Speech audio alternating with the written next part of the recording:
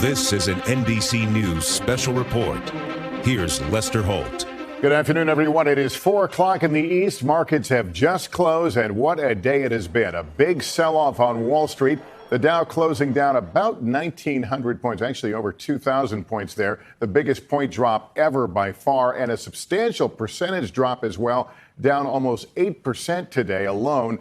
Driving all this is fear and continued uncertainty over the coronavirus outbreak and its impact on the global economy, as well as a sharp drop today in oil prices. Well, Lester, this is one for the record books. As you mentioned, largest point drop in history for the Dow, and certainly in the top 6 or 7 in terms of percentage terms. We haven't had this kind of decline since the era of the big crash years and years ago, there back in the 1980s. In truth, you nailed it. Really, it is concern about the global economy and how the coronavirus may ripple through it, slowing growth, slowing corporate profits, and making things just generally much more uncomfortable for the global economy. You mentioned oil. What's happened there is that production is too high to justify where prices were, and over the weekend a price war broke out between two of the largest producers in the world, Saudi Arabia on the one hand and Russia on the other, and that has sunk prices down to multi-year lows in the $30 a barrel. Good for drivers, not good for jobs in the Permian Basin, in the shale oil areas up in North Dakota and other places, and it is certainly a sign that the global economy is weakening. This is not a financial crisis. This is just a temporary moment of time that we will overcome together as a nation and as a world. We've all seen this before. We've seen this movie before, but perhaps the events are not as clear in our memories. The economic team reports that our economy has a solid foundation, but that there are areas of real concern. The economy is still creating jobs, though at a reduced pace. Consumer spending is still growing, but the housing market is declining. Business investment and exports are still rising, but the cost of imported oil has increased. My administration has been watching our economy carefully. My advisors and many outside experts expect that our economy will continue to grow over the coming year. March, Bear Stearns was in a death spiral, and the Fed brokered its sale. The worst financial crisis in modern times. Certainly the largest financial disaster in decades in this country, and perhaps the end of an era in America. Our financial institutions are strong. On Monday, March 9th, the stock market collapsed, triggering the circuit breakers to halt the markets for 15 minutes. This was a rare occurrence and doesn't happen very often. U.S. stocks tanked more than 7.5% in the worst day on Wall Street since the 2008 financial crisis. This was the result from the world already being on edge over the spreading coronavirus, but also because a full-blown oil price war rattled between Russia and Saudi Arabia, which was started causing the price of oil to sink 20%. U.S. Treasury yields falling drastically, and the credit markets being deeply affected. The S&P 500 tanked the most since December of 2008, and the Dow Jones Industrial Average tumbled over 2,000 points, making that the biggest points drop in history. It was a very bad day, and after this, the market started doing the same roller coaster ride it did the week before. The next day, recovering half the losses, and then the next day, losing it all over again, and even more. And on Thursday, the market dropped 10%, actually 9.99%. Flip it over, and you'll see the devil in the details. Anyways, Thursday was the largest point drop in U.S. stock history, a record that was made twice this week. On top of this, the coronavirus is spreading more rapidly around the world, with Italy putting its whole country on lockdown, with cases in the United States growing every day, with states like New York putting one of its cities on lockdown with the National Guard being deployed. What's happening is not good. Former IMF chief, now head of the European Central Bank, Christine Lagarde, has even warned of a 2008-style crisis ahead unless European leaders act urgently on the coronavirus outbreak. And other central banks, like the Federal Reserve or the Bank of England, stepped up their actions as well.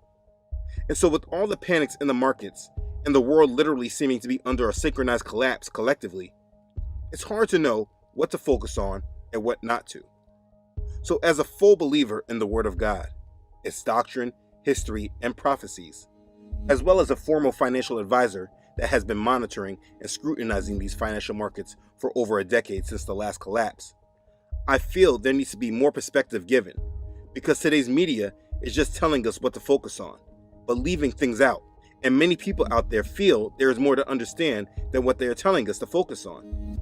And it is that feeling that I want to assist you with and maybe provide more perspective. Let's begin. Today, the markets as a whole are off their all-time highs by about 20%, making it a down bear market. Now, you don't need to be a financial analyst to understand what is going on. All you must do is go back and take a look at the markets during the last financial crisis. Today, the markets have been moving very similar to what we saw back in 2008.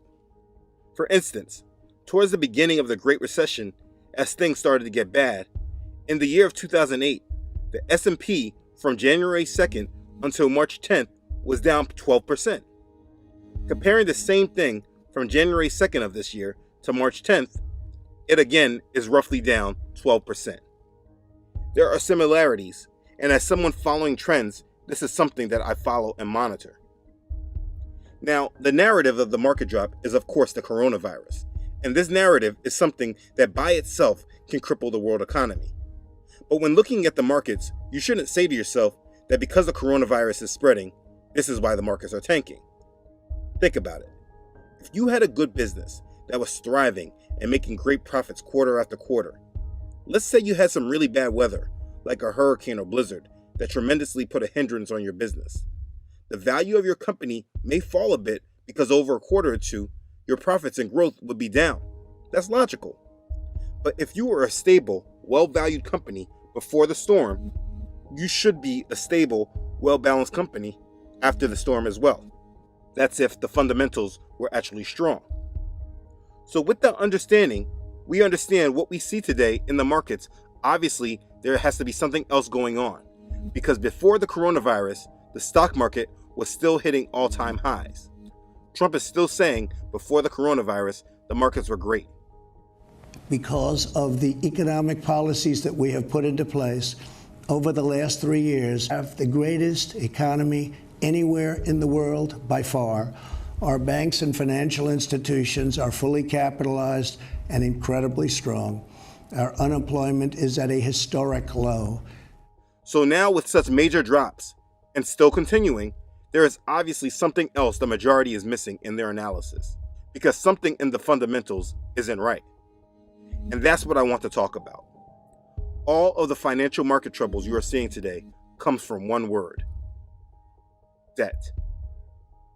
This is the one word that you will hear very little about as you try to gather information on what is going on, though it is the most important word you should focus on. I watch and listen to CNBC practically every day, and they speak very little of this, but this is the one thing that everyone needs to be focusing on. Now, debt has been a very big risk for many years and should have been something that was addressed very early on. It was a problem since the 2008 financial crisis.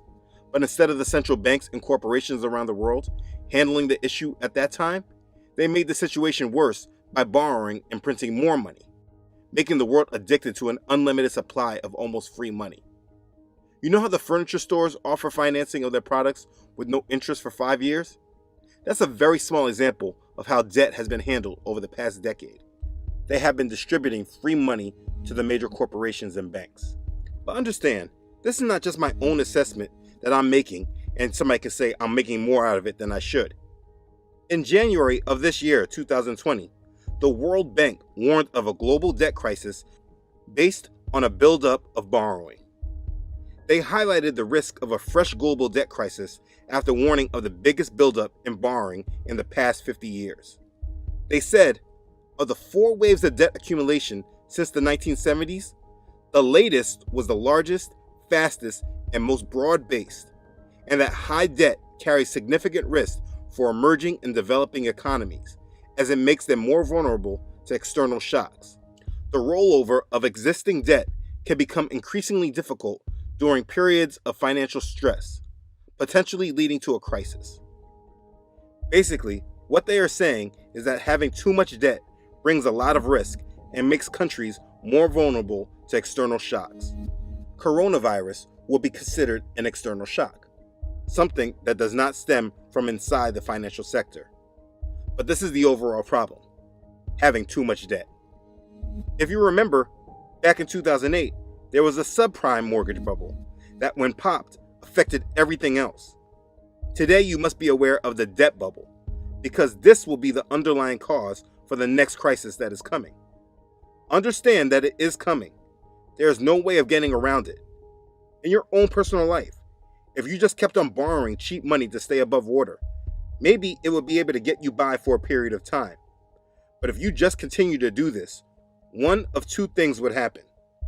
One, you would eventually have too much debt that even at the smallest interest, you can't afford to pay back. Or two, banks and other credit institutions will eventually stop lending money to you. Either way, both scenarios are bad because you are not able to fund your obligations. And this is the overall risk to the world financial system as a whole.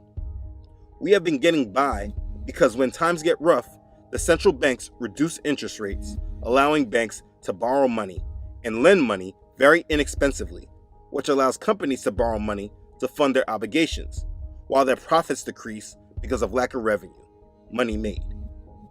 Does that all make sense? Simply put, the world is trying to get out of debt by adding more debt. It's actually crazy. Just as this article from Bloomberg tells, the way out for a world economy hooked on debt. More debt. This debt bubble is not just on one specific type of debt. Like the United States government debt is probably one of the biggest bubbles of all, but that will probably be the last one to pop. There are many different types of debts that can be placed in this overall debt bubble. Look at this. This is the debt bubble. It's massive and keeps getting bigger and bigger. By me generalizing it and just saying debt bubble, you may understand that this is from people borrowing too much money, but you may not fully appreciate the scale. So let's look at the kind of debt that are in this overall debt bubble. In America here, we have skyrocketing corporate debt. This is from strong companies like Apple and Amazon, but also there is more risky high-yield debt from smaller companies trying to make their way in the world. Then there's household consumer debt. This is the debt from everyday people and families. That's the personal debt, the credit card debt, the auto loan debt, the student loan debt, the mortgage debt. All of these, by the way, are in their own bubbles as well. Then there's government debt. That's both local, state, and federal debt. I track this personally on usdebtclock.org, which gives me this debt real time. There's even debt in the stock market financial sector with margins. That's where, if let's say you have $1 million invested in a financial firm like Morgan Stanley, you can take out a loan against that money at low interest rates. So let's say of the $1 million that you have invested in bonds and stocks, they gave you 50% of that as a loan. That's always good when stocks are going up. But when stocks start dipping, this is where things get very hectic. But either way, this is a debt bubble. This is not unique to America, but the whole world is affected by this because the whole world has been borrowing. This video from Bloomberg breaks it down simple.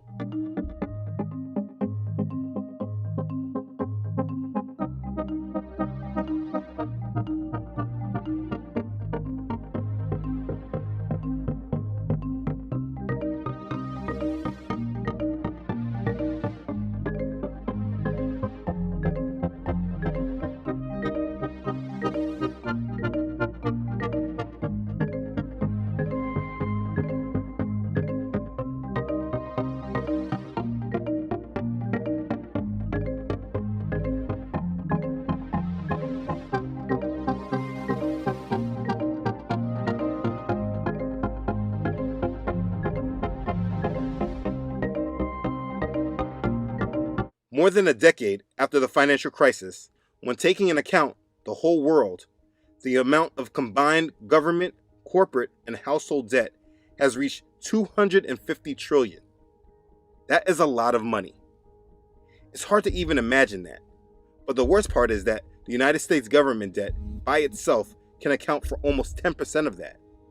This $250 trillion debt equals $32,500 for every man, woman, and child on the earth. This is unsustainable, and this is what you need to keep your focus on while the world keeps telling you to focus on other things.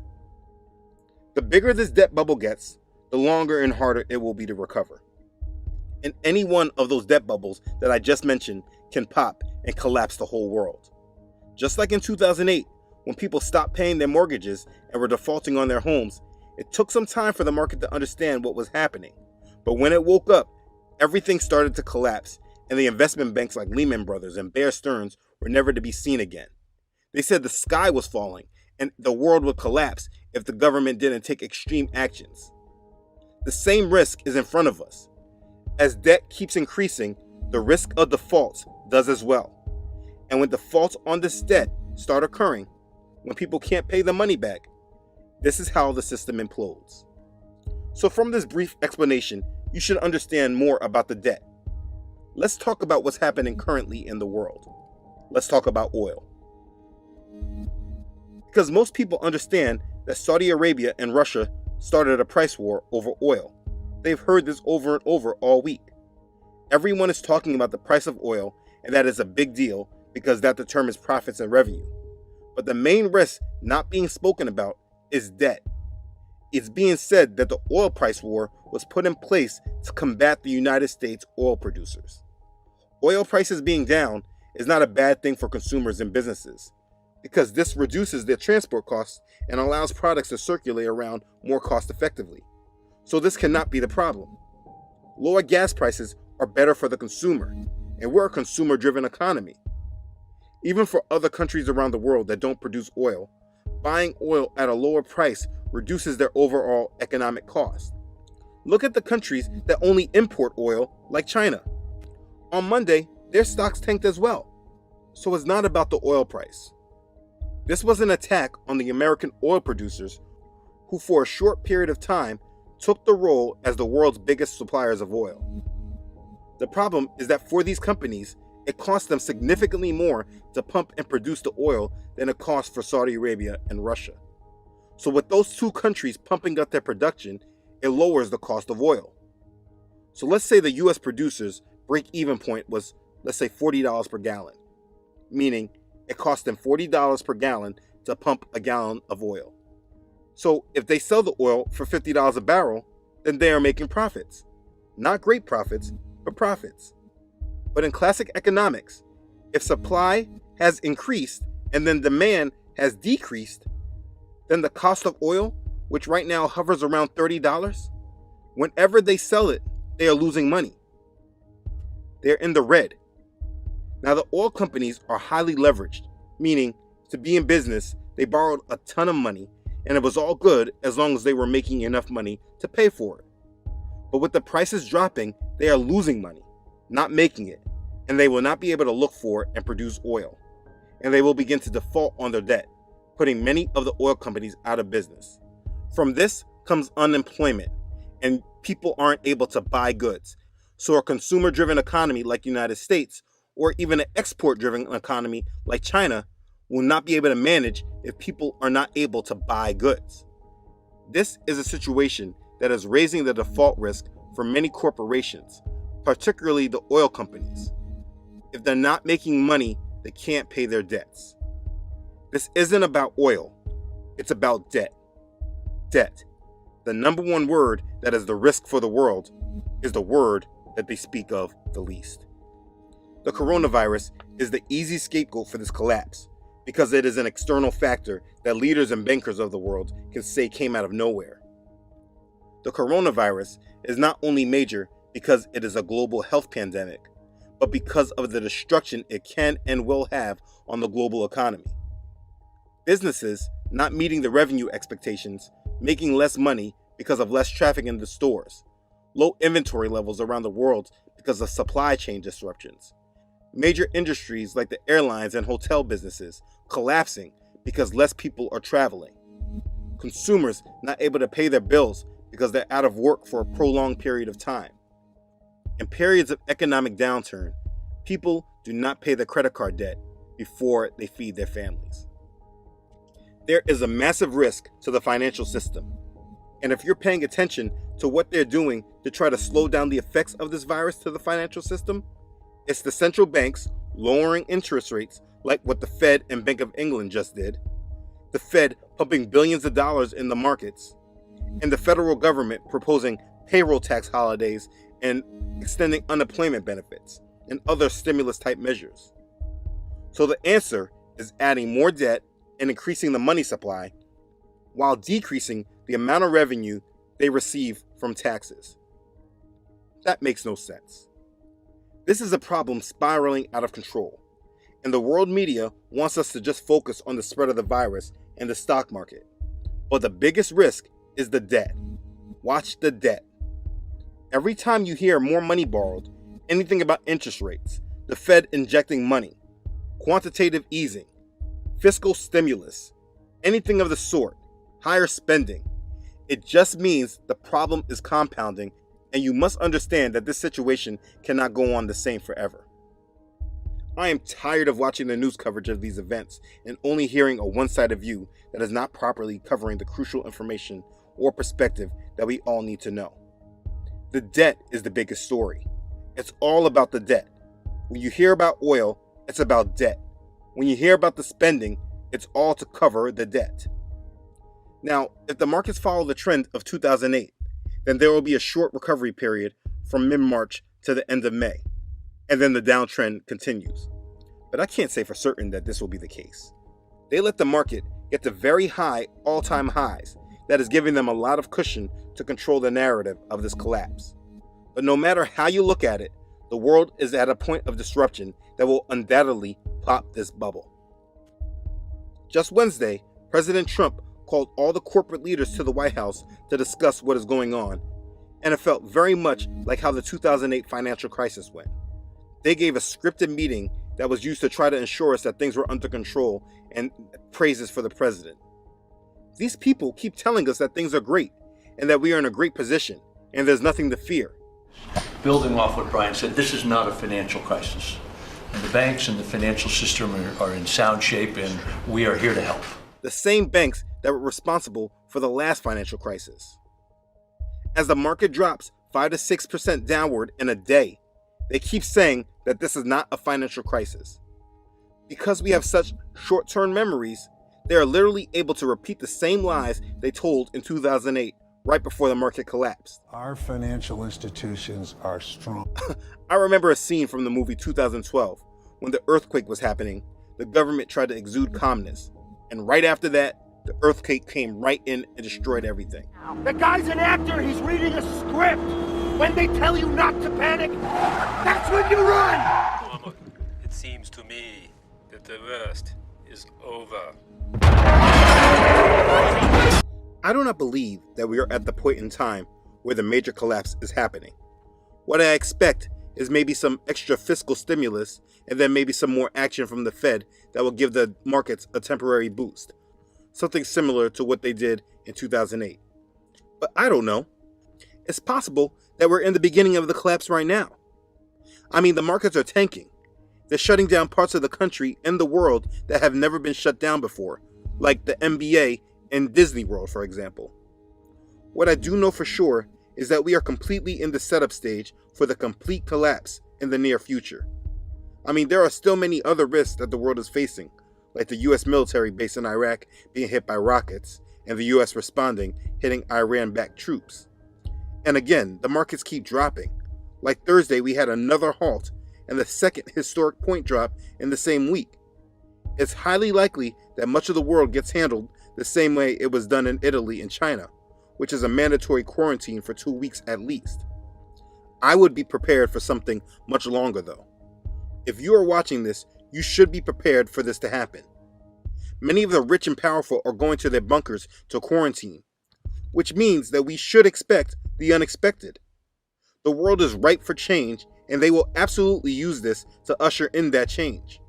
We have never experienced a coordinated world shutdown like this before, and the worst has yet to come, because like I've been saying in this video, this is all about a debt collapse. They are shutting down the economies of the world, making a grand excuse for a worldwide recession while they are consistently spending and lending more. This is the time to keep your eyes open and be awake to the dangers around you. The thing is that many are still asleep. This situation is not going away. I have made videos about the financial collapse and the dollar way before this situation ever took place. That's not a coincidence. Everyone is just following the narrative that they are designing. I made this video to provide more insight and clarity. We already went through this over 10 years ago, and the world almost collapsed if it wasn't for the central bank interventions that they are still doing to this day, which clearly shows that those actions don't really work. When they started the low interest rates and QE, they were positioned to us as a very temporary fix that was just used to kickstart the economy again. 12 years later, we are still engaging in the same actions. When I read the book of Revelation, and it says that through all the calamity and disasters that were happening, people still weren't able to repent and commit their lives to the way, the truth, and the life, it sometimes was so hard for me to imagine this, because it's so bad. Why can't people see that God is in the middle of all of this? But I see so many people today literally staring at danger and a coming collapse right in their face, and they still refuse to respond to the call from our Father warning them to repent. We should all be thankful that He still has granted the world time for repentance, but we should not take it for granted. So many people want to look at this as just another market cycle that will eventually correct itself, but that's not true, and that's a view from someone only looking at what they have been told to think about and not really looking at what's under the hood. This is all about controlled takedown of the world economic system that will lead to a new economic system that the world has never seen before. Don't be dependent on the government to solve all your problems. Your only dependence should be on the Most High, for He is the only one that can sustain us and get us through. You need to grow obedient to Him and His word. The world economic system is collapsing. The life you know is collapsing. Your political leaders, financial leaders, social leaders, etc., they are lying to you, keeping you sedated until the next phase of their game is ready. The world is ready to hear that we are all good, that we all have peace and safety, not understanding that the day of Yahweh comes as a thief in the night. For when they say peace and safety, then suddenly destruction comes upon them, as labor pains upon a pregnant woman, and they shall not escape. 1 Thessalonians chapter 5, verses 2 through 3. We all need to be ready and committed to our Savior. This world is collapsing, and it will happen over debt. This is all about debt. The stock market is a distraction. Before we go, let me give a little investing 101 for everyone watching. When watching bonds, understand when they show the yield, that's the percentage, like let's say the 10-year treasury, this is the yield. On Monday, the yield of the 10-year treasury closed at 0.54%. On Wednesday, it closed at 0.878%. Now, I don't want to go all technical on you and confuse you, but I just want to help you know what you're looking at. When bond yields are dropping, that means people are buying the debt. They're buying the bonds. That's why the yield is dropping. So like on Monday, as the stock market was selling off, people took that money that they sold in stocks and they used it to buy bonds. But it didn't stay there, because later on, the yield started increasing. When the yield increases, this means that people are selling the bonds. You will really know that there is a big problem when the United States bond yields are dramatically rising very fast. That means people are selling United States debt. That means that they don't want to lend the United States any more money. If you want to track something, track the 10-year treasury. This will be a better gauge to follow the real collapse rather than following the stock market. This is what I follow. But they're making this harder as well too. They're manipulating it. The last point I will mention is that if you look at the actions of the Federal Reserve this week, they stepped into buying U.S. treasuries. This was a very quiet action that was spoken about, but not really given much explanation on why. But like I was just saying about the countries and organizations dumping the US debt, the Fed stepped in to buy this debt as it was being sold, so that the dumping of our debt was not as obvious to the majority. It was very slick. They stepped in to buy our treasuries to limit our attention to a complete dumping of our debt. This is very serious, and I hope you're able to see it for yourself, because you can't even trust the activity in the 10-year, because while people are dumping it, the Fed is buying it. It's not real. The most important thing you need to do is be prepared. Be physically prepared, but your soul being prepared is the most important. At this point in time, you shouldn't be invested in the market or in bonds. Toilet paper, water, and canned goods will be more valuable to you than the United States dollar. If you have excess money, buy supplies. When the world changes, your investments won't matter unless you take their chip. Listen, the world is changing drastically. Don't be moved by the day-to-day, but also don't be asleep and unprepared. Stay in the Word and focus on your relationship with the Most High. We are in perilous times, and ignorance will not get you through. You must make real decisions. You must pick your side and live on it. I have many friends that have been hearing these warnings for years, and when these things are happening, they still aren't ready. Be smarter than them. Be smarter than everyone else. Live your life committed to being in the will of the Most High. Focus on Him, and He will protect and guide you. Don't be a hearer of the word, but be a doer of it as well. Don't be one that says they see all the danger ahead, but still lives in ignorance and in rebellion. It's time to stand on the front lines and be a believer, a victorious member of our Savior's bride. Love Him and live for Him. Be blessed. Okay, thanks again for watching. If this has blessed you, please make sure to like it and share it. If you haven't done so already, please make sure you subscribe to this channel. Elohim willing, I upload every Friday. Don't forget to follow this ministry on Facebook and Instagram, as well as on my website, truthunedited.com. As always, I would like to give a special thank you to those who have donated and contributed to this ministry. Understand your contribution and support are a huge blessing to this ministry and give me strength to continue.